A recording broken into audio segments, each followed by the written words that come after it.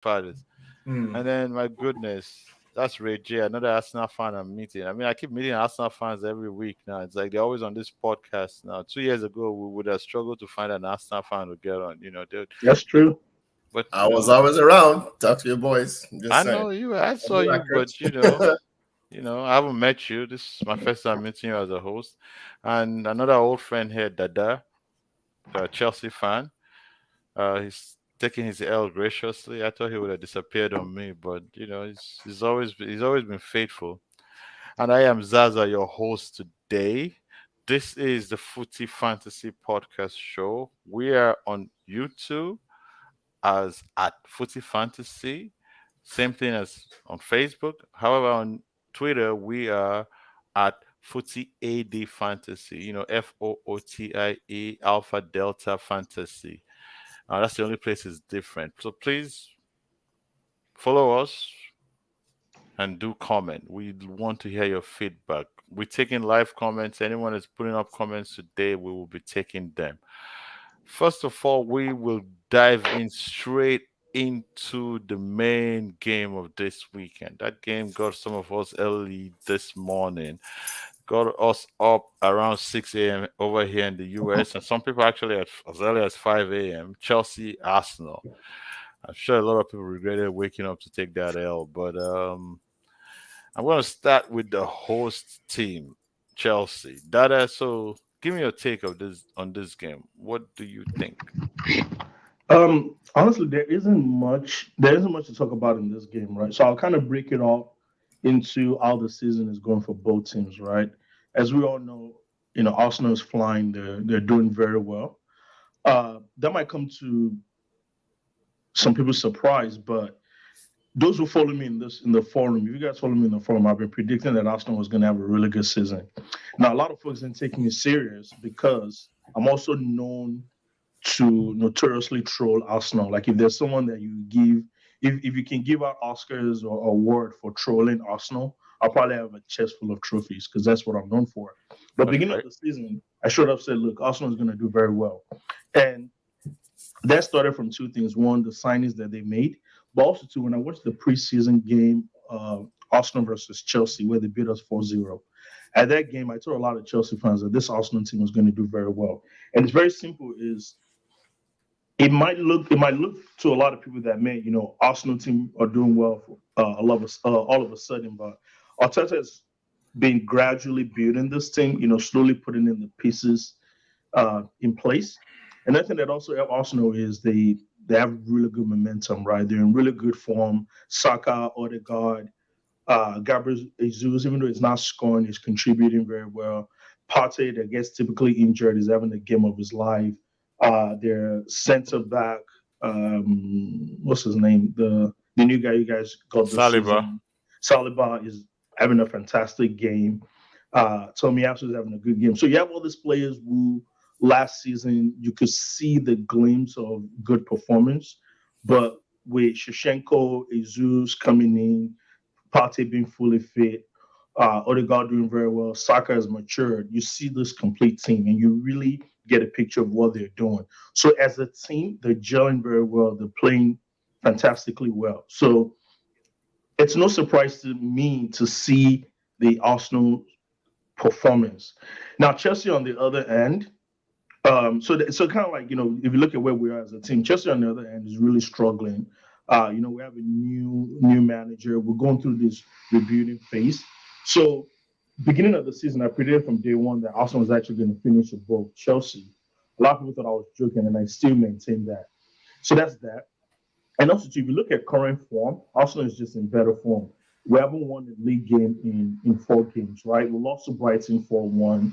We drew to United, and I think we narrowly beat Aston Villa.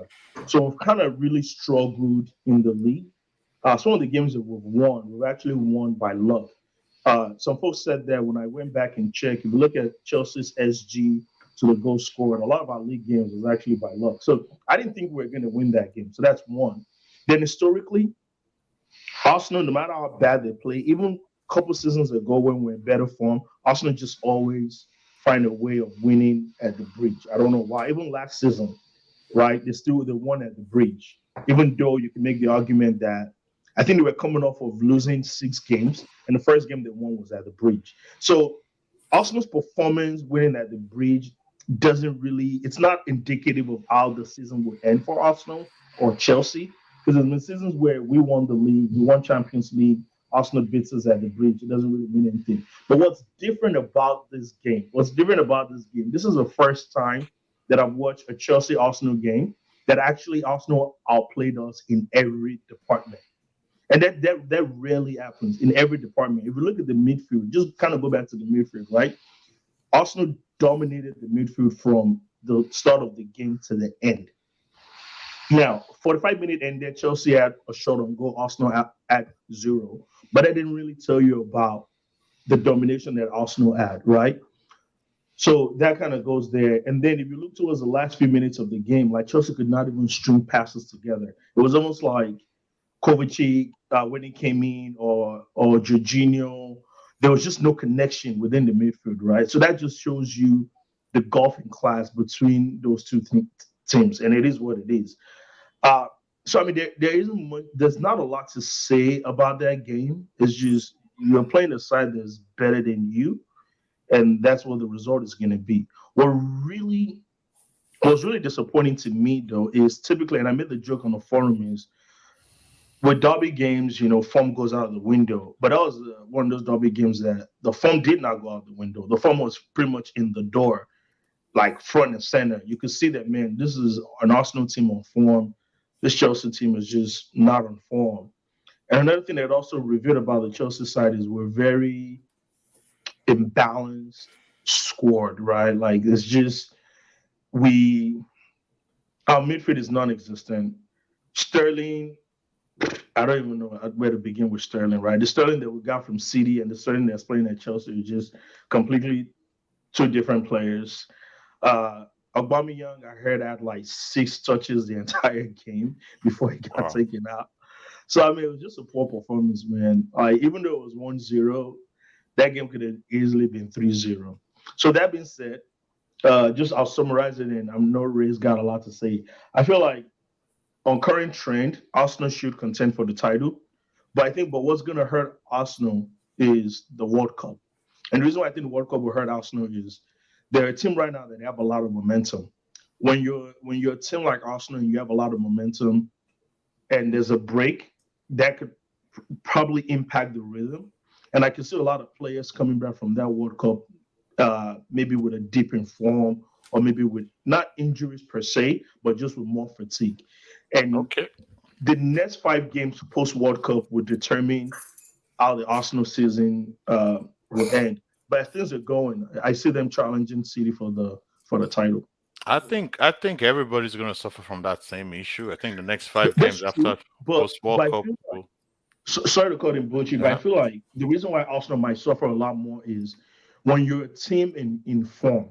When you're a team in form, breaking momentum tends to hurt you more than when you're a crappy team. I feel like when you're a crappy team and you take a break and come back, I mean, you're already rock bottom. How low can you go? You look at Chelsea, for example, right? We don't have any rhythm.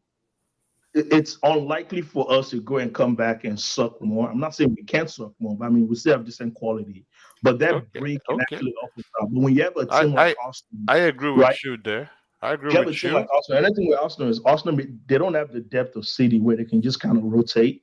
So I do think what's the break in momentum is actually going to impact Arsenal a lot more than other teams like Liverpool. And also keep in mind too, Arsenal is not suffering from a lot of injuries like Liverpool, uh, Chelsea, and maybe United. So that's also something that may affect them too. As they come back, what's going to happen to? I mean, and Arsenal too relies on 3 to 4 key players to get the gears going. So we'll see what Okay. happens to them after. Okay. Yeah. You were supposed to focus more on your team. Let us not No, worry about. Hold on. Hold on. but Yeah, that's okay. but That's here's the enough thing, for though. now. Dada, hold No, no, on. no. Save So your I was thoughts. just going Save to your say thoughts. this. No, no. Save The your thing thoughts. about Save your Chelsea thoughts. is, You will get back to you. We will get back to you uh, because that's true. You have a good point there. Arsenal coming back from a team like Chelsea post World Cup might get a few more players back from injury and all of that. That's fair. But I'm going to shift to Ray right now. We'll come back to you. Ray, do you agree with everything he's saying? Because he's literally analyzed the whole game and he's giving you guys a lot of praise. Uh, So, yeah. There's a lot of mhm, points that I made there that I agree with. In terms of Arsenal and our performance, which we've seen so far. There's a few things I would disagree with though. One would be like I'm trying not to repeat the points you made, so I'm just kind of trying to highlight some things that I don't necessarily agree with. I think the World Cup, it's going to be a net neutral for Arsenal. So on one end, we're kind of looking forward to it because for Arsenal we have this where everyone did, but Arsenal we have a smaller squad compared to the top 4, 5 teams. Well, minus Newcastle, I'll get to you guys later. But the traditional top four.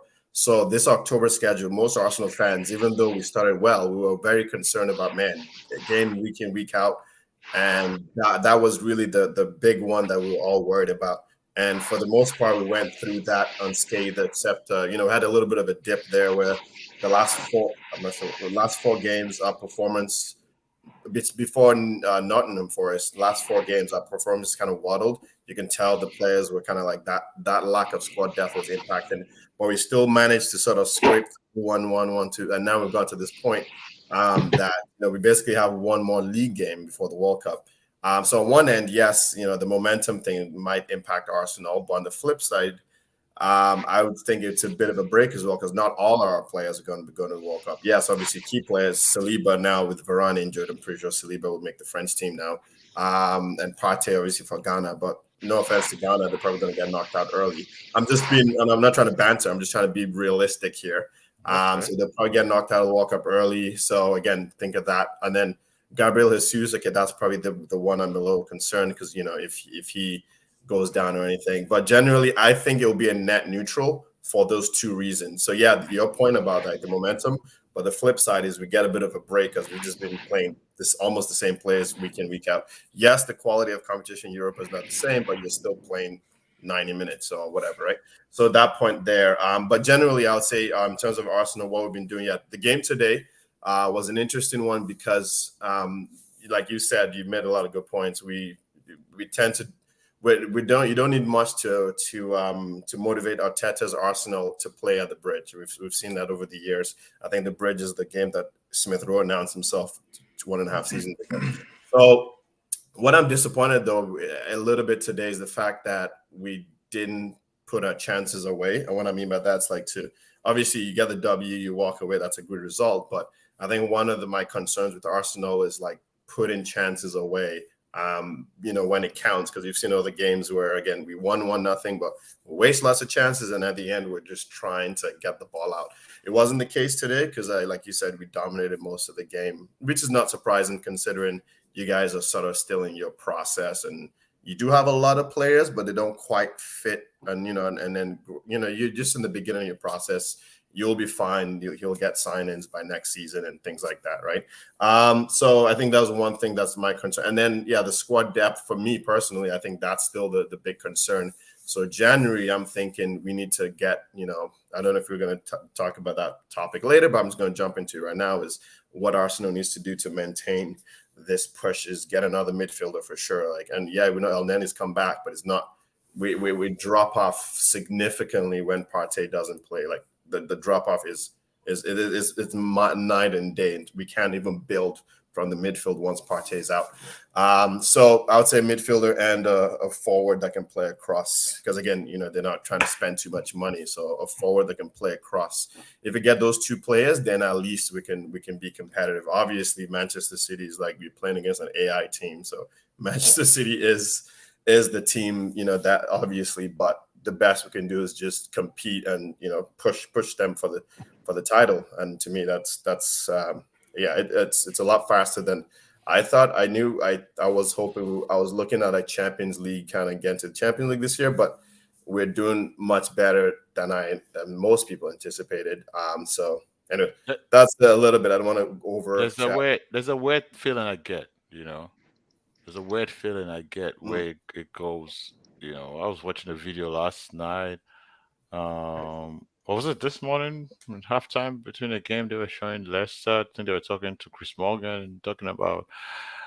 It's a weird thing you get where you're looking at everything seems to be breaking for Arsenal. and it's either they keep breaking for Arsenal or they, you know, you run out of luck because you're looking at Man City looking more likely to drop points than Arsenal. They've looked like that for the past few weeks. I mean, they've dropped more points than Arsenal, and they keep looking like they're going to drop more. Like, you know what I mean? Like, they could have ended up dropping more points yesterday. So it looks like things are just breaking Arsenal's way. That's why sometimes when I hear Arsenal fans complain about refs and refs, I go, dude, you guys have been so lucky with refs. Refs have been kind of very good with Arsenal. So I'm mentioning that, and because I wanted to ask you a direct question. Do you think, are you confident that Arsenal can win the league? Just a direct question. To me, Yes, you. Yeah. um, I need to caveat that answer. If we Yes, stick with please. this, okay, if we stick with the squad as it is and no new players in January, we're probably not going to win the league. Just we're going to run out of steam. There's crazy games coming in. One player goes down. If we do get the two sign-ins quality that I mentioned, I am confident that Arsenal could push City for the title. I'm not going to say we're going to win the league because, at the end of the day, I get what you're saying, but at the end of the day, I think Man City is just too.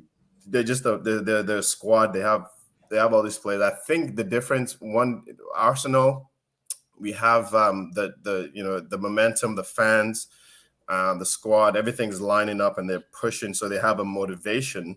I think Man City, again, I would suppose that it might be a bit harder for them to motivate themselves to push because they've won 4 out of 5. That being said, they're professionals, so obviously, all you need to do is do your job as a world-class professional, right? But what I mean is, like, with Arsenal, you don't need much more. You have all the energy, the passion, fans, everyone's like, yeah, just go. Whereas City is like, like, okay, we're playing like crap today. Okay, De Bruyne, get us a free kick. Let's get to the next day. So I think that there's more of that. So that, I know it's not much of an answer in that sense, but I think we can push them for the title. That's what I say. Just again, it's at the end of the day, it's game by game, because you can get intimidated by a 30-man's world-class squad or whatever Man City has, but at the end of the day, you have to beat whoever's in front of you. So today, 3 points or not, and then you just move on to the next game. And I think I'm assuming that's how Arteta is watching his guys. And today, I would just add to that. I think today I was less surprised about us like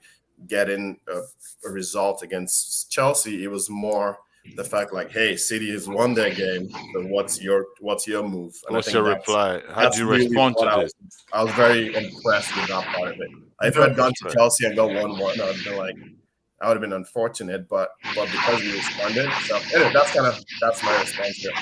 So I'm going to interject in this. Yes, please. Yes, And please. it's fascinating to listen to your filibustering because you didn't answer the question. It was a direct question. Do you think Arsenal is going to win the league? And you filibustered for almost 5 He did minutes. he did all the caveats. And Man, it's like, That's how I feel, though. I can't tell an answer that's not right. But you know why though? Because Arsenal fans, why they're happy, but they've never found themselves in this situation, so they're scared to be happy. Okay. Hold on. they're scared. They're I'm happy to get scared. Champions League. They're scared to Let be Raju happy. finish his point. But the thing Then about we'll it get also is, Mhm. if things turn around the next year or later this year, you guys are going to come out and start talking about Arteta getting sacked. I don't understand Arsenal fans. You guys are talking about depth. I don't understand. Let the past be in the past. That's fine. We'll talk about whatever. You guys have a I significant think amount Arsenal of fans are depth. forgiving Arteta. So please go ahead.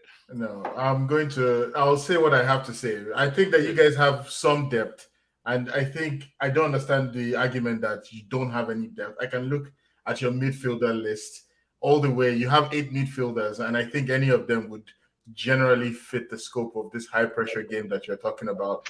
Granit Xhaka and Partey have definitely been great this season, better than they were in any season because Xhaka is doing more forward, is moving forward a lot more. There's a lot of pivoting between him and Partey throughout the season, creating more chances, and the pressure is high. So it's very interesting to watch them, especially when you watch them against Tottenham, which was probably their best game this season. And the way they created the chances, the way they forced Tottenham back and everything. But everybody's beating Tottenham these days, so maybe it's not as good as I thought it was. I think that even if you bought a midfielder this season that you're talking about, who is he going to replace? Is he going to replace this Shaka? Is he going to replace Partey? Or are you saying that because Partey is injured, you bring in this new midfielder, all of a sudden he's going to fit perfectly? I Can think I he's interject talking to that, or about. are we just gonna I think banter he's off? talking No. about getting because if you look at the quality on the bench, though, it's Exactly. you're looking at El Neni, you're looking at Vieira, who's a Lukonga. new Lakonga. So maybe improving on Lakonga and Vieira would not be too bad. However, you He's know, improved on Saliba. He's improved on Gabriel, the defenders. Why can't he improve on all the midfielders? I Well, mean, so can I but interject, those guys or are are we? pure talents, Okay. though. those Can guys I? are pure talents. I think they Yeah. would just needed time to get to their peak, Yeah. to their So peak. Yeah. Saliba went alone for 3 years. So I mean, no offense to Arteta, I like Arteta, but most of that was gained outside and being the league season player of the season for 2 seasons in a row. When you said the list of Arsenal players, if you actually, I'm not sure if you watch Arsenal games or not, you watch the Europa League, we struggled to build the ball. Part of the reason we struggled last season when we felt, we were supposed to make Champions League, everyone bantered Arsenal fans. Partey was out.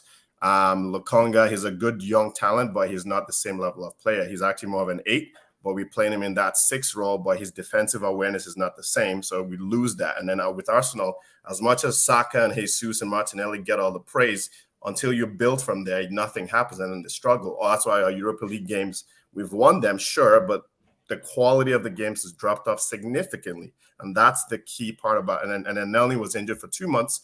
He just came back 2 days ago. So, okay, yeah, maybe El Neni, but he's more defensive. Sure, we can go with another. So that's why I'm saying it's not an excuse. Those are just the key players. Saliba, Partey, Jesus. That's how it works. And Partey is the key player because he's able to break that transition while still getting that forward pass, as opposed to most midfielders that we have who play the safe pass, allowing the other teams to get compact and stop us to play.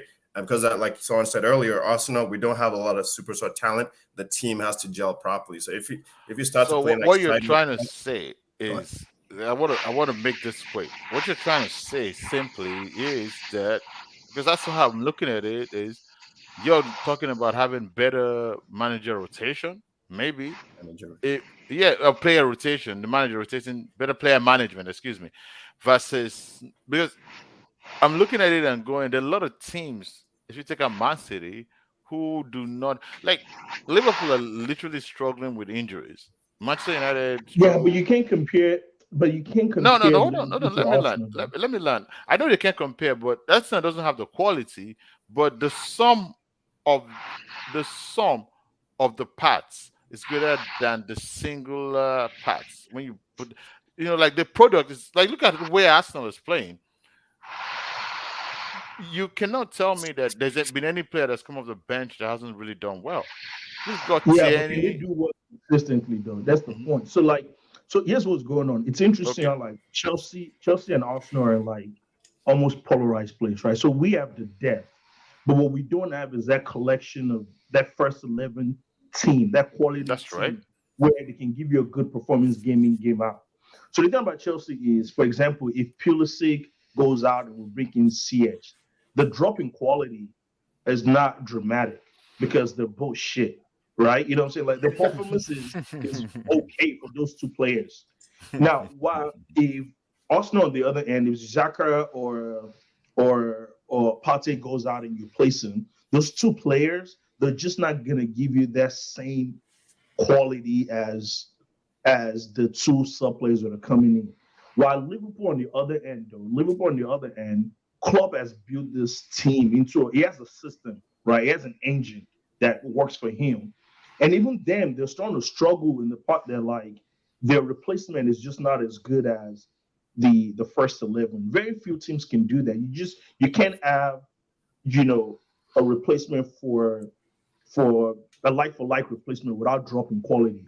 What you try to avoid is if your first 11 is giving you a product of like 95%, you want the bench to be able to give you somewhere between 75 to 80 consistently, right? But I think Arsenal is in a spot where the bench is going to maybe give them a 60, or maybe if you really push them, they might give you a 70, which is good enough for you to win some games. It might be good enough for you to scrape Europa, But when you start playing week in, week out, right, it's just not going to hold. And I think that's where the issue is. And the only team right now in the league that has that luxury It's is Man City. City. That's right. Yes.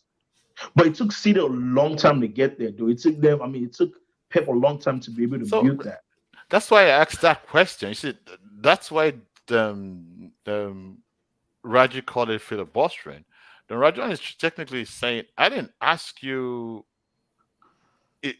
to tell me what the problems with Arsenal are. I said, do you think Arsenal can win the league?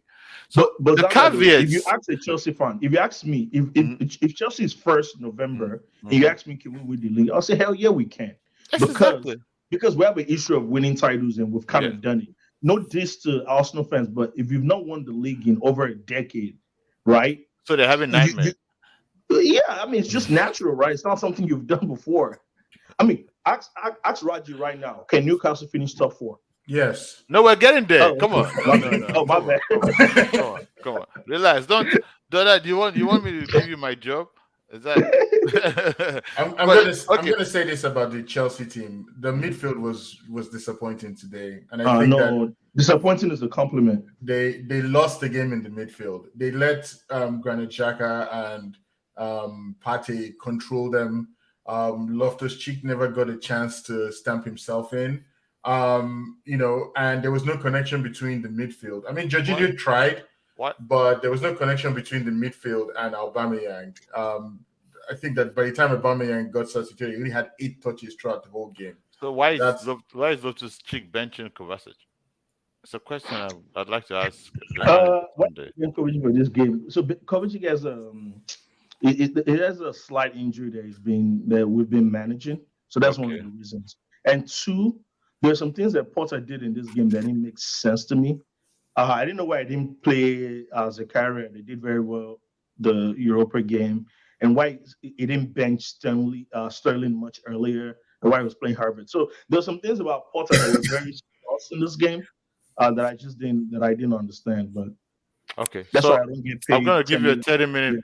30-second question because I've asked almost every Chelsea fan I know this. It's do you think you guys should have bias remorse over Potter? 30 seconds. Don't spend No, too the long on answer is that. no. So The you're answer is happy no. with him?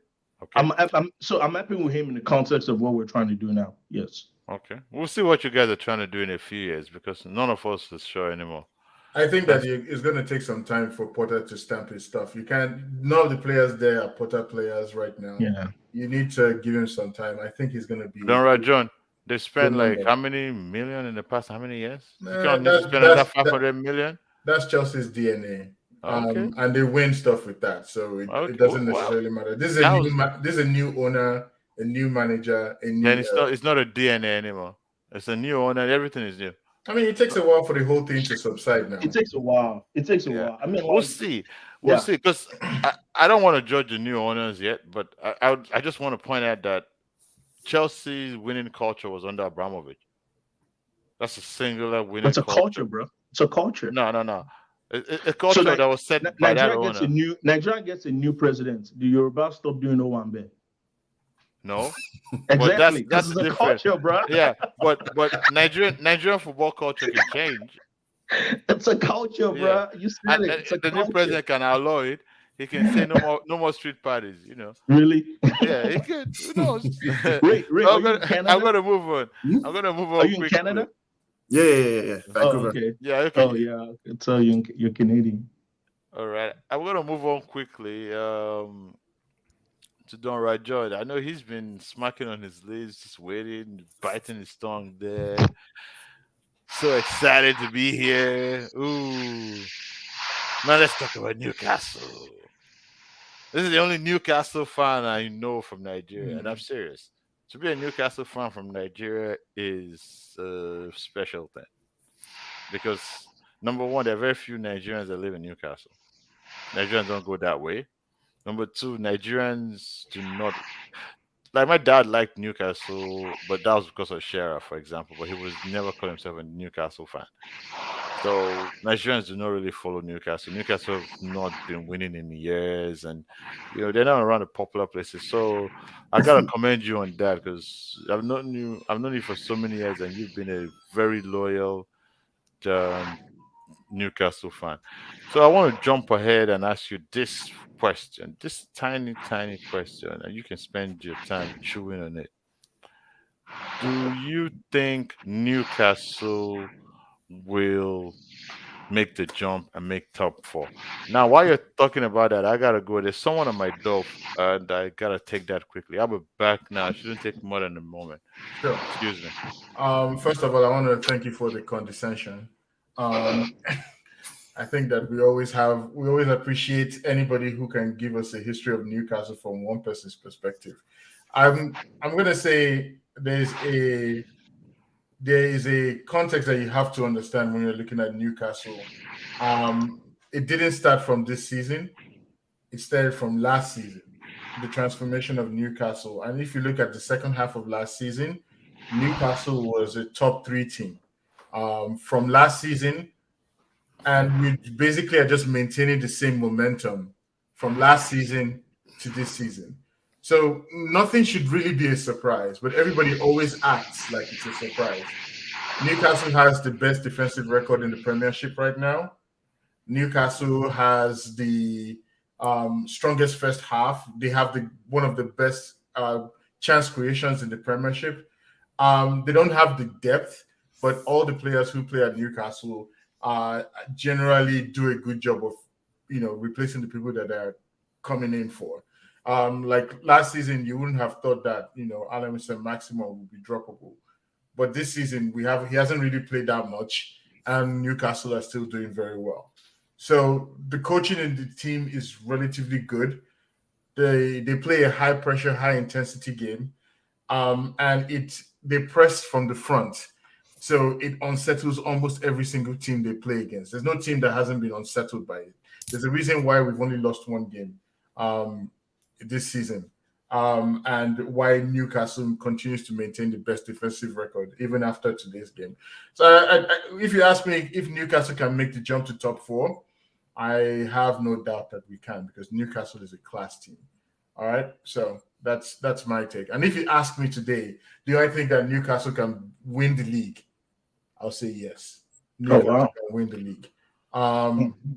So you feel like you guys are a title contender this year? Well, I would say that anybody in the top three is a title contender. I mean, so that's like saying like anybody in the Porsche dealership can buy a Porsche. Oh, wow. Like, dude. It's fine. Just because you test drove a 911 don't mean you're finna buy one. Like, We we let the door open, and this guy walked in here and he's walking like he owns the place. I started the conversation by talking about consistency, right? And if you can talk about consistency, if I can argue that we've been playing the same way for the last 12 months, right? And we've been consistent, what is going to make our consistency drop? And then we go into the January window and we buy a few more players to cement our current status. Why is there an argument that we can't win the league? Manchester City couldn't beat us. Nobody except from Liverpool has beaten us this season. So what is the point? I mean, we're playing Chelsea next week. Let's see what happens. You're probably going to win that. Why can't Newcastle win? Pep did say they're contenders, so No, they're contenders. It's just that But contenders for the title, though? yes. Well, you gotta say they're contenders. They're not. Why? Why do you have to far say away. it? Because we are consistent. Every single game, consistency is what determines everything. There's one thing I believe in football, which is it's a marathon.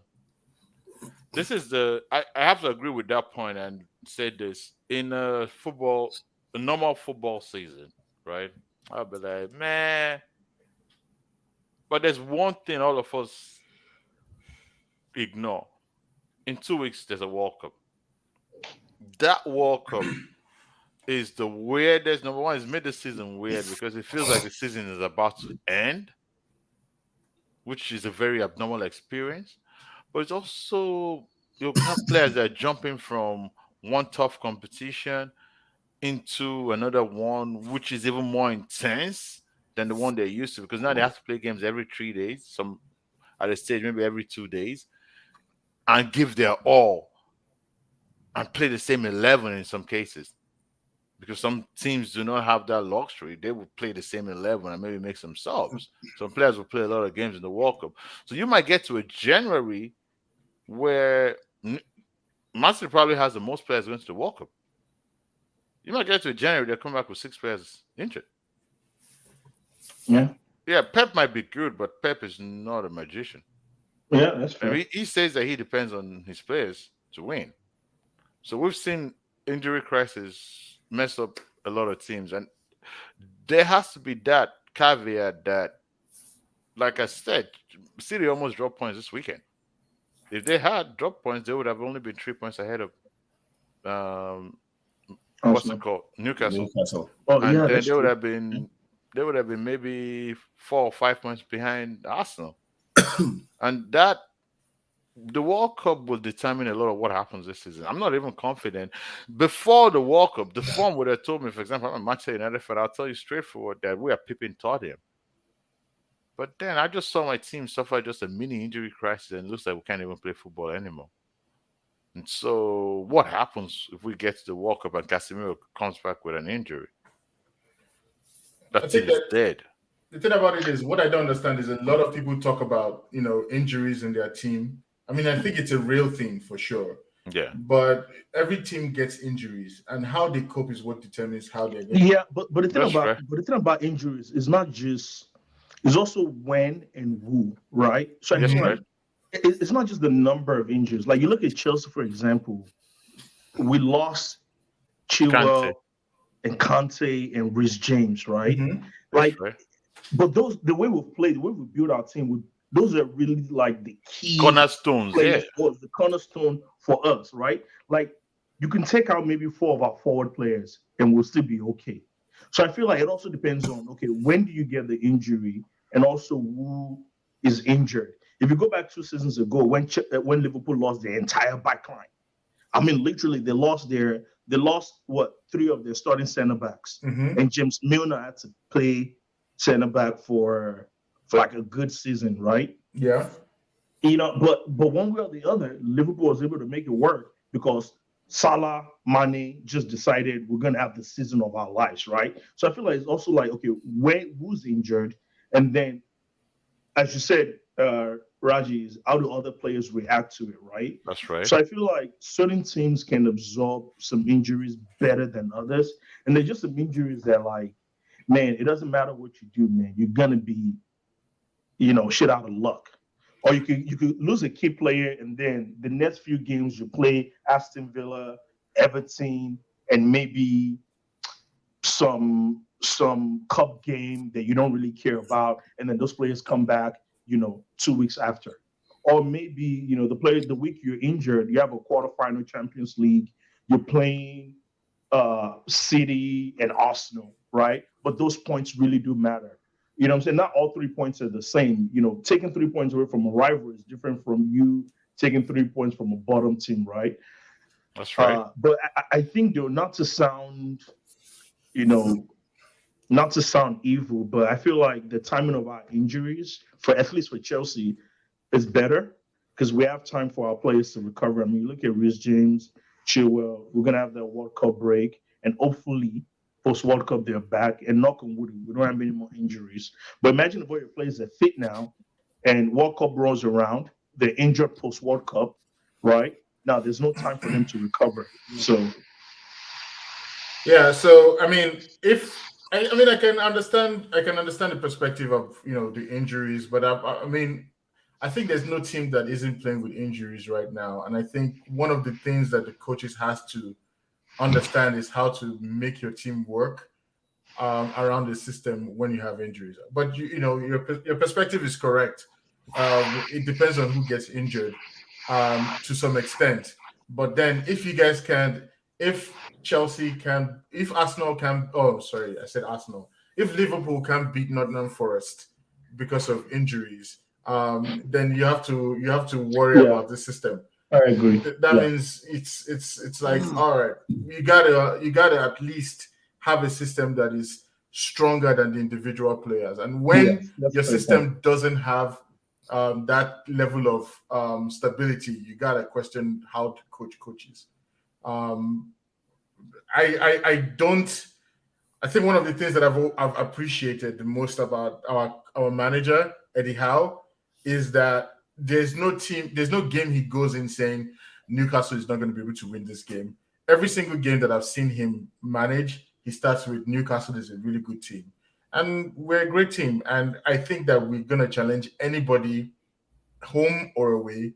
And I'm looking forward to the Arsenal match because I think of all the games this season, and that's coming January 3rd, that is the one that I'm most interested in. I think last season when Arsenal were trying to compete for the Champions League and they thought they were going to come to St. James Park and win there, it was interesting to see them get walloped. I think that the same thing is going to happen again. But it's going to be a very interesting game this time. I still think Newcastle has the edge. And I also think that Newcastle are going to strengthen in January. And we could see a situation where the midfield would get stronger, the attack could get stronger, and the options they have on the wings could get stronger. So look at Newcastle guy talking about money. Hey, man, things have changed. Money is good. Money is good. Let me explain. Let me explain. They say more money, more problems. Give me problems. Let me give me problems. I'm going to explain something. It's very fascinating to hear people because if you had called me in 2001, 2002, when Newcastle didn't qualify for the Champions League, everybody was complaining and we're firing our coach. Newcastle was not always a bad team. Newcastle became a really bad team when the Mike Ashley took over and he didn't invest in the club. Right now, all we're seeing is a revert back to form. All right, we're just reverting back to form. Newcastle used to challenge for the Premiership, 95, 96. Newcastle used to challenge for Champions League 2000s. So when I hear stories about I like that. When I hear stories about how I'm the only Nigerian that you know who supports Newcastle, I support Newcastle because Newcastle was a good team, is a good team, and will eventually win the Premiership. Didn't you live in Newcastle? No, I never lived in Newcastle. Oh You know what I like about this guys like it's like this is us. So let me just tell you guys, man, when you guys see me with my Porsche, chopping life, living my best life, and so it's like, this guy, you're acting different. I was like, this is me. I'm just being true to form. I'm just being true to form. I mean, bro, like 2 seasons ago, y'all was struggling in relegation. Absolutely true. Like a man that was struggling with relegation. Absolutely true. Let me tell you something. I have a feeling like the reason why we're struggling with relegation was not because we couldn't do better. The reason why we struggled with relegation was because we got a coach that was incompetent, who couldn't make. Who was your guys' coach then? What's his name? Was it Steve Bruce? Steve Bruce, yeah, Steve Bruce. Don't forget, before that, our coach was Rafa Benitez, and we finished 11th, 2 seasons in a row. And then we got Steve Bruce, and Steve Bruce rolled us down. I was feeling like if Eddie Howe was our manager at that particular point, after Rafa Benitez got dropped us, we would have continued to improve. So I think it's a quality thing from the top, and I think that there's a lot of things that are happening at the executive level at Newcastle that are making their foundations very strong. Okay. So what's Newcastle's strategy? Like, what strategy are you guys going to follow with this? We're not buying Neymar. That's the strategy. They're using statistics to buy players. They know who is good based on how they play, and they look at how they fit the system. For example, Bruno Guimaraes was a player that Arsenal has been looking at for a long time, but they never pulled the trigger because they were unsure of whether he could cope with the Premiership or not. And Newcastle looked at that and said, we want this player because we think that he's going to match our system. And they got him. And when they got Bruno Guimaraes, they didn't buy him to be a goal-scoring midfielder. They bought him to be a defensive number 6 who can distribute the ball going forward. But immediately he came, and you saw that he could change his style. He's a lot more skillful than was portrayed in Ligue 1. What did the coach do? They unleashed him. They put Shelby behind him to control the midfield and allowed him to go forward and score goals. And now Bruno Guimaraes is scoring almost every other game, scoring from the midfield, scoring from all sorts of positions because the manager is not chaining him down, basically. So, there's a lot of confidence within the team. Even look at, Almiron. You would never have known that Almiron could play the way he can play. His underlying stats was always that he works hard for the team. The problem was his finishing. And all the manager has done now was direct his energy towards finishing rather than just playing like a headless chicken. And now his quality. I mean, it's not quality like overnight. It's like the foundations were built upon, and you could see it from last season.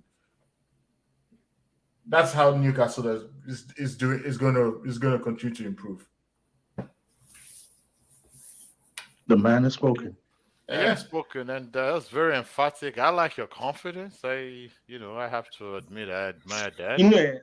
But one thing I know about football is when your team is informed, there's just a different swag. Look at you and I. We just look downbeaten. Just look at two of them. But look at Ray and Raji just licking their leaves, speaking big English. When your team is winning, there's just an aura. There's an aura. It comes with the territory. Raji walked in here like he owned the place. Just walked in here like, dude. 3 seasons ago, when you talk to Raja about Newcastle, the guy's always looking down, looking sideways. Can't look in the eye. Now the guy's looking in the eye. I can remember when Raji cussed me out. I don't know what I said about Newcastle. The guy cussed me out. He was so mad. His voice was shaking, but nah. He used to be the most bitter football fan you could talk to. He plays with his voice. Yeah, we're gonna do this. Nah, look at him, all smiles. I'm all smiles, man.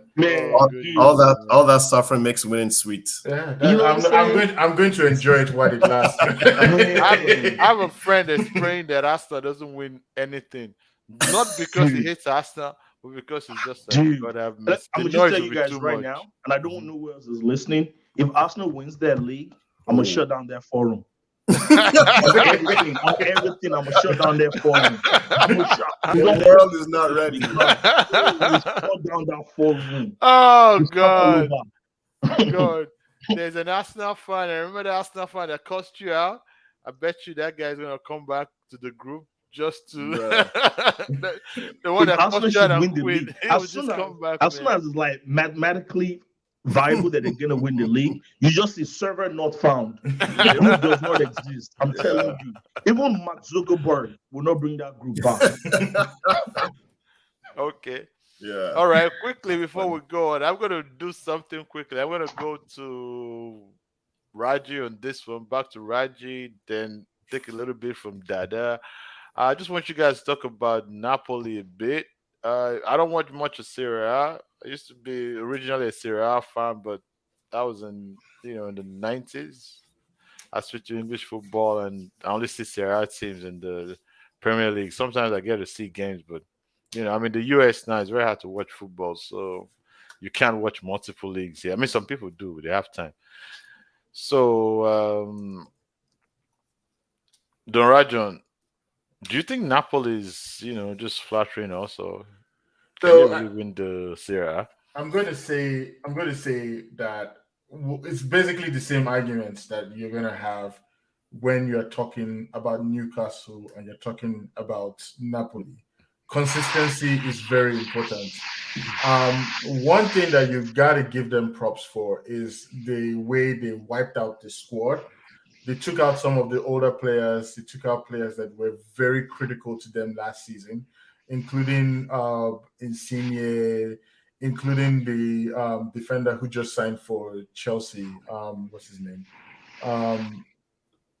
Your Chelsea defender, what's his name? The Senegal. Koulibaly. And they brought in players like Kim Min-jae, and the guy from the league whose name starts with K, Cavacelli or something like that. Cavastrella or something. Anyway, his name starts with K, Yeah. and The K guy. we'll call him Mr. K. And these guys, they're basically not necessarily transformed. They've increased the level of energy that they play with, and they've created a level of flexibility when it comes to transitions that allows the team to be able to deal with scenarios that are ever changing within games. They generally play 4-3-3, but if you see that they're under attack, they switch to a 4-2-3-1, and then they play in the transition, getting the ball to a very fast Osimhen striker. That's basically how they play now. So they know how to defend. Kim Min-jae is doing a great job defending, and it's fascinating to watch the resilience the team has. And when you talk about are they flattering to deceive, I don't think that it's necessary that they're going to win the league, but they're going to be part of the conversation, because when the foundation is there, the core, even if you swap one player out for another, the core is going to eventually stay the same. I think that they have enough flexibility in that team that they can challenge, and I also think that they're a team that you really have to look out for in the Champions League. Very, very, it's going to be very tricky to play them because of how flexible they are. And it's going to be interesting to see how far they go. I think they're a good team. That's my opinion. I watched them against us Liverpool. I watched the two games. They were very, very good. I've watched a few highlights of them, and I have to agree. Consistency is very important. And you are a very, very weird human being, the right, John. Apart from being a Newcastle fan, like I said, the only Nigerian I know that supports Newcastle. This guy's name, you could have gone for the first name, Kvicha. You now try to go for the cravats. Like, come on. Like, you could have just said Kvicha. You decided to go for the one that the tongue twister that only his people from his country or his ethnicity can pronounce. But the funny thing is fascinating. I'm used to calling people by their last name now. Everybody calls me Raji, so I'm used to calling people by their last name. That's great. That's great. Yeah, that's a very, very, very, very good comment. I actually like it. Does anyone have anything to add to that? I mean, I don't watch Serie A as much lately, but just a little bit of to add to what he had said there. I think their consistency, they're in a good moment. And then if you look at the other teams in the Serie A, I think AC Milan probably would be their biggest competition, but they're good too. But I think AC Milan, didn't they win last season or two seasons ago? They won last season. Yeah. So I think Napoli, the ball's in their court, no pun intended. I think they're 6 point clear. They're not going to run away with it, obviously, but I think the fact that they're just consistently playing so well, they're getting the results.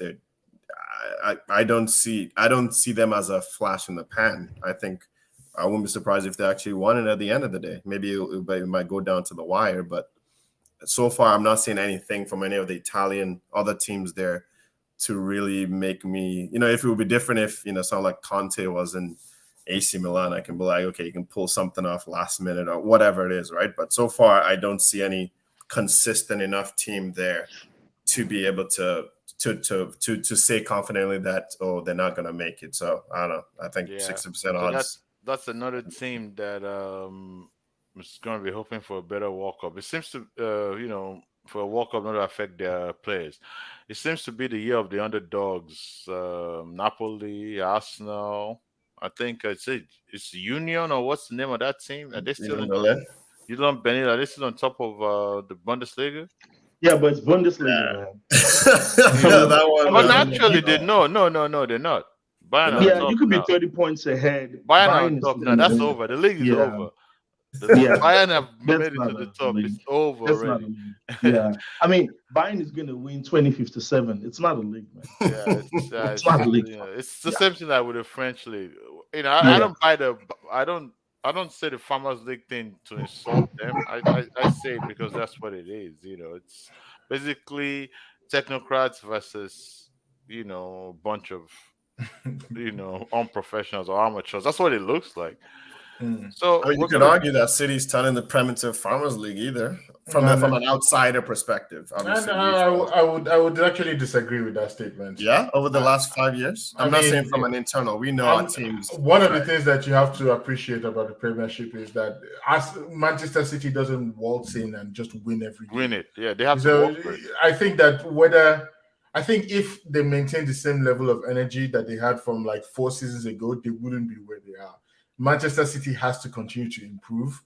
Otherwise, they're going to be left in the dust. That's one of the things that characteristics of the Premiership that you can't find in any other league. If Manchester City wins the league this season, they're going to go out and they'll buy players to make sure they can win next season. That's right. And I think that you can't call them a farmers league if every single season they have to keep on improving. And it's actually in the past 4 or 5 victories they've had, it's only once that they won the league by so many points. There might be a gap between them and the third or fourth team, but it's always been like Liverpool chasing them. Yeah. And I then now it mean, looks like Arsenal is going to chase them. look at what happened to Liverpool this season. Yeah. They lost one player, right? Just one player, and they replaced him with another player that was not as dynamic as him. I'm not saying he's not as good, but they have a different qualities, right?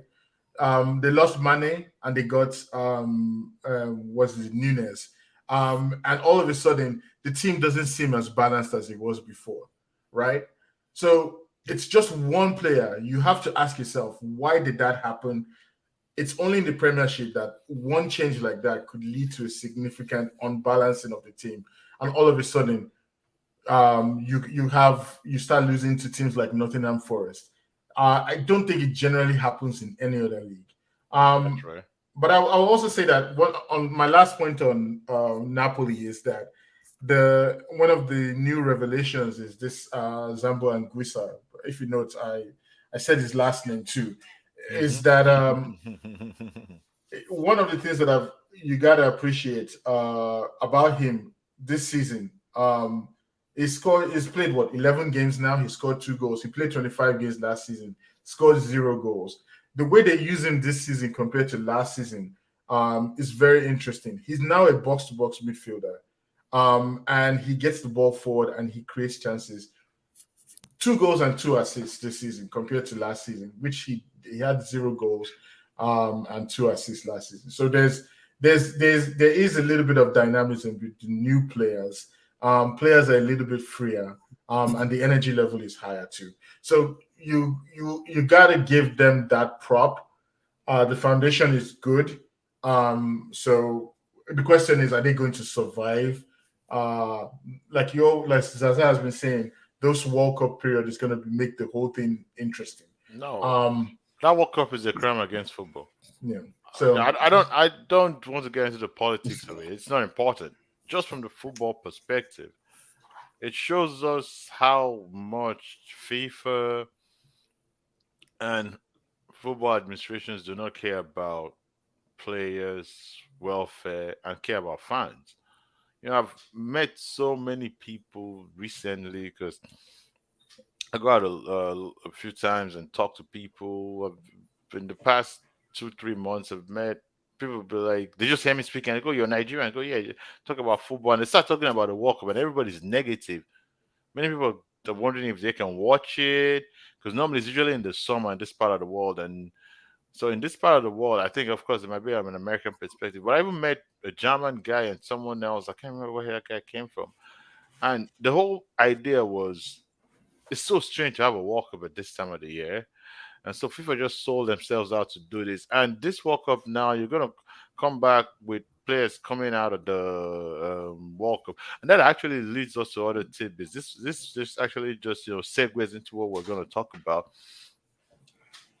There'll be a lot of injuries after this World Cup. And the World Cup is starting November 20th and probably ending like December 18th or something like that. mhm. And guess what? The next thing is leagues are starting like in December. Yep. So when are these players going to rest? it's just a weird. It's just a weird thing. I don't know how you guys feel about it. I was gonna ask because that I asked a question earlier before we go into the pod about why all these players getting injured. I think players are tired. A lot of players are burnt out. A lot of players are burnt out, and then getting themselves prepared, mentally prepared for this World Cup might be killing them. Ray, what do you think? Yeah, yeah. So yeah, the World Cup thing with the players. I think you're absolutely right. There's a couple of things, at least for teams, the top teams that competing. So obviously the Premier League is a lot more intense this season. Even pre-World Cup, you have a lot of teams like the Newcastles are playing much better, the Arsenals, Tottenham. So every game is even more intense, and I would argue than previously because the quality of players that keeps coming to different teams is better. So one, there's that level of intensity that's increased in the Prem overall. And then two, you add this World Cup thing, which now, a lot of those European games used to be every 2 weeks. The Europa and Champions League, now you have those week to week to week to week, which could work in favor of some teams like the Newcastles, in addition to all the good things they're doing. We have to kind of look at all the information. Full picture. Exactly. And then I think was it in England when the Queen passed away, there was another 2 weeks that was lost there, a week, I can't remember. So then you condense that schedule that was already crazy, even more so all the way building up to the World Cup and the level of intensity, like Chelsea, new manager, player, you're going. I know that you shouldn't go hard, but you got to prove yourself. So and across the leagues as well, you have just the same thing. So that's a big part of why, the World Cup, Sam, because as a player, what are you going to do? Try to save yourself so that you don't get injured. Guess what? You're going to get benched. Some guy's going to come in there on your club team. And then ironically, that would reduce your chances of making the national team. So it's this sort of loop, right? So it's going to be crazy. Fortunately for, whoever's left, I think there's only 1 week left of Prem, at least there's the FA Cup game there. And then after the World Cup too, there's no recovery because I actually thought the first game after was in January for some reason. And it was last week. I'm like, oh, there's games in the end of December. Yeah, the Christmas games. The Christmas games in England, then there are New Year games in Spain. I don't know about the rest. So it'll be an interesting transfer window. I don't know. It's gonna be a lot of loans or something. It's gonna, it'll be interesting to see. So that I think those are things that contribute into it. Now you have players that would, normally what happens would you would go to a World Cup and do well and then come back and get a big transfer. Yeah, you have like a month to after holiday. You get big. Now it's like next week, get back to work. Get back to work. You're a great dude. I went and played my ass off, so I could leave this team. Yeah. So, Raji, do you have anything you want to add?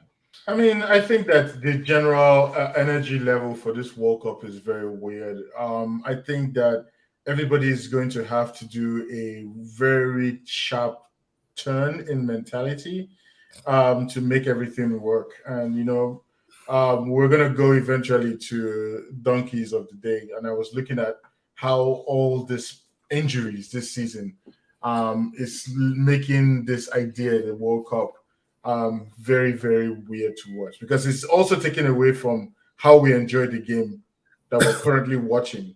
Because any player goes down right now, you're going, oh my God, are they injured for the World Cup? What does that mean for England's chances? What happened to Kane during the Tottenham game today when he collided with the player and he stumbled and he held his hand? Everybody was like, does that mean Kane is out for the World Cup? My hat was in my mouth. All those kinds of conversations. Are you an English fan? Me? No. Are you an England fan? No, of course not. So you said everybody. I was talking about the commentators. Oh. I was talking about the commentators. I'm not an England fan. Why would I be an England fan? Yeah, I was wondering because when Nigeria is not in the World Cup, I will support it. Yeah, I think that's also the only reason why some of us are sour. Maybe too. I'll happily support Senegal for this World Cup. I will support Senegal heartily. I think they have a good chance. And I'll support the USA too, I think they have a good chance. I think Senegal has a good chance. Yeah. I think that, the Senegal team is probably one of the best teams that we've had in a long time. But the problem is the energy is very mid for this World Cup. There's no there's no build up. There's no period of like, oh, Yeah, relax, get to the World Cup, get the game in, and all of that stuff. It's yeah. just If you remember, transition is too after the sharp. season, they will have World Cup Yeah, friendlies. They will exactly. announce the squads. There'll be all of that. Man, nothing like that. There'll be discussions, World Cup previews. Nah, you don't even. I basically do not even really know. You know what I mean? Like, in the other time, by the time the kickoffs are starting, you're knowing which games are being played where, which who is in this. I'm still focused on normal football. I haven't taken up my eye off it to focus on the World Cup because it's like the World Cup is not normal now, and Yeah. so it's I don't generally think that it's there's a big issue. I don't have as much of an issue with the timing. I just feel like the energy level around it is so. I think that there's just an intense idea all over the world that this is the wrong time to have the World Cup, and it's yeah. bleeding into the game. Um, I think if it was a situation where everybody accepted that the World Cup was going to happen in December and everybody was happy with the idea, then I don't think it matters when the World Cup happens. But everybody, and I was going to give FIFA my donkey of the level of corruption that got this to happen, and everybody knowing that FIFA was corrupt to get this to happen gives this idea that okay, is FIFA relevant? The energy is made, and nobody's particularly looking for. I don't even see enough ads for the To World Cup right now. Yeah, to round it up, right? I'll say one thing, right? For FIFA's sake, not that I care, because I don't like the organization anyway. They better hope that nothing disastrous happens in this World Cup. And when I mean nothing disastrous, no scandals, no player dies due to heat or player gets injured, because those are things that happen. No, because or fans get into trouble with Qatari police or anything. No scandals at all. It better be a scandal-free World Cup, because if not, FIFA is going to FIFA is going to face a lot of consequences, and their reputation will be destroyed. Eh, Yeah. I think that let's I think the temperature for the World Cup games is going to be comfortable. We've had World Cups in Brazil in the summer. We've Brazil and we've Dubai had we've had are World not the Cups in same. South Africa. We've had competitions in Nigeria in the summer. The temperature in during that period is probably going to be around 86 degrees, which is going to be comparable to almost everywhere we've had World Cups in the summer. So it's not the temperature that's going to be the problem. Yeah. I think the temperature is going to be fine. I think the question is, um, are we going to be robbing ourselves of the best games because we are going to lose players before the World Cup starts? And if everybody is taking the Premiership serious and everybody is taking the World Cup serious, then something has got to give. A player can't go into a lounge during a Premiership game or during a German league game because they feel like if we go into this lounge and I take this person out, they're going to lose the ability to go into the game. So, I mean, that's the kind of thing that makes the whole scenario bad.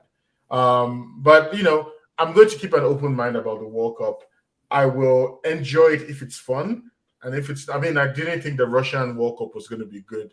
And that ended up being an extremely fun World Cup to watch. So every World Cup has its own energy.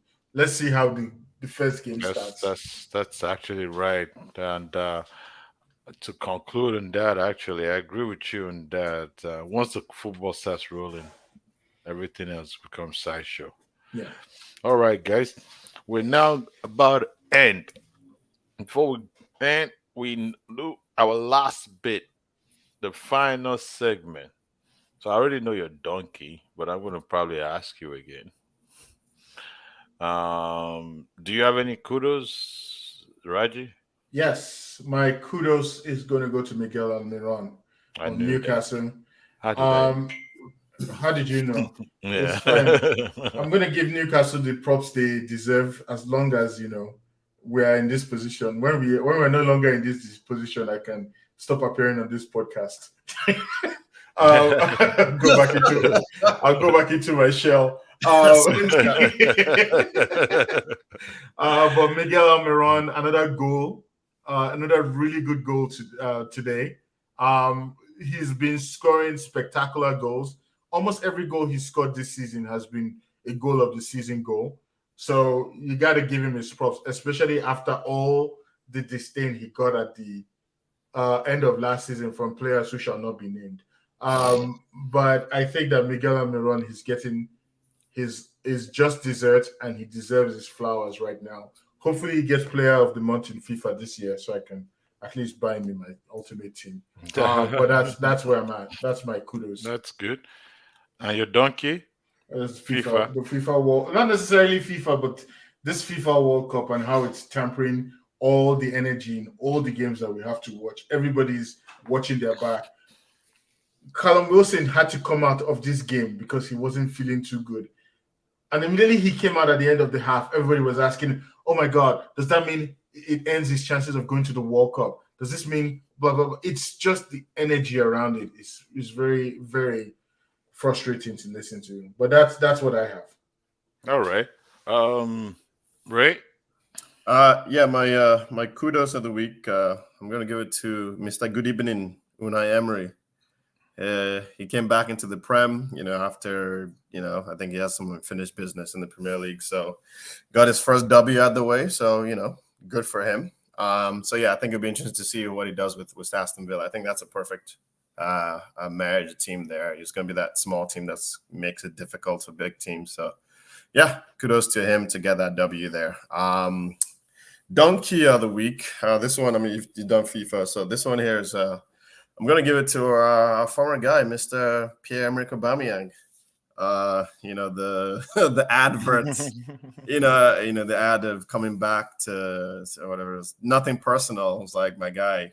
I don't know if he was the one that set that up or he was told to do that, but it's one of those. I mean, it's good for banter, but this week just didn't work out for him. I think he had like 6 touches, removed halftime, yellow card. It was just nuts. Not a good return against Arsenal. So for this week, I would say he should get my donkey of the week. Nothing against Aubameyang. It's nothing personal. That's right. Yeah. I'll start with my donkey first, and then I'll go to my donkey of this week is Cristiano Ronaldo. For some reason, I think he's had a bad week. When my people say, "I need a quick one, I need a man." When you talk, when you put your money where your mouth is. This guy was benched. He he wasn't happy with it. They told him, "Come on." He threw a stinker. He got suspended. The team played very well. He now was brought back to the team because, of course, people were injured, and he looks terrible this week against Sociedad at the week. He missed a guilt open chance. He should have scored. Against Villa today, he was poor. He really is a passenger. So at a point, you actually need to stop fooling yourself and thinking that, oh, because I've had this great career, that I can just be running around and strutting around like a cock at the walk. No, you're not. You are really looking like a donkey every week. The longer this goes on, the worse it is for Manchester United. I think they should take care of that. My kudos of the week goes to Benfica. What a performance in the week. I'm taking something out of the Premier League. That performance of winning 6-1, if I am correct, I believe it was 6-1. Yeah, it was 6-1. They scored the last goal to win the table and therefore give us the prospects of PSG playing Man City. Ooh, and getting knocked out again. So now we now have a prospect that PSG might be knocked out of the Champions League very fast. I'm messing my face's demons of getting knocked out faster to walk up again, and then PSG, of course, have a narrative with that. Or they could end up knocking one of the big guns out very early as well. But that made it very interesting because Benfica made things easier for themselves and really made things very, very hard for um, PSG. So with that, I think we've covered everything we can cover, or not everything we can cover, everything we wanted to cover. There's so much more we could cover, but it's been an hour, 15 plus minutes, and I know my gentlemen here have other things they want to do. They only were able to spare me some time, and therefore I am very, very grateful. It's good to meet you, Ray. I've been seeing you on the pods, but the first time I'm meeting you live on an episode. Roger, it's good to see you again. And I'll tell you this, right? If Newcastle make top four, I will log back. I've been off Facebook. I'll log back on Facebook to come and give you a lot of kudos on that group. And if Arsenal win the league, ooh, He's gonna pray log Arsenal back off doesn't win the Facebook. league. I would just log back on Facebook just to praise you, then log back off immediately because Don't forget. Don't forget there won't be any group when you log. Oh in. yeah, if Arsenal win the league, there won't be any group. So I don't know what we're gonna do about it. No, we'll still they'll probably have to steal that one because man, nah, Arsenal fans will find that out and kill him. You cannot steal this. Like, come on, man. They've suffered enough. Do you know how long that group has been there for? What, 8 years now? Actually, sorry, 9 years now. And Arsenal fans have been the joke of that group. You finally get it, and that kills that. Nah. It won't be fair. But as I always say, one thing about football is we follow it because we don't know. Anything can happen. Arsenal, the eternal hope of the hopeful. Arsenal can win tomorrow, but it's also what kills you is hope. You know, Mm. Arsenal could lose it all tomorrow as well. Same thing with Newcastle. We Yeah. might end up with Newcastle becoming sixth at the end of the season. We don't know. That's why we say tune in every week. We'll be here to follow it as it happens. It is Footy Fantasy at Footy Fantasy at YouTube and Facebook. Twitter, it is Footy 80 Fantasy. We are here every Sunday around the same time, 2 p.m. or 3 p.m. Eastern, always with quality football stuff. Reviews, sorry, what you call it? God, this word just skipped my head. Highlights of this show will be put up on Twitter and Facebook. You will see them, and during the week we'll have content as well. People will do match reviews and all of that. But until we see you next week, have a great week, guys, and have a great week, everyone, wherever you are. Remain blessed. Thank you. Bye. Bye. Bye.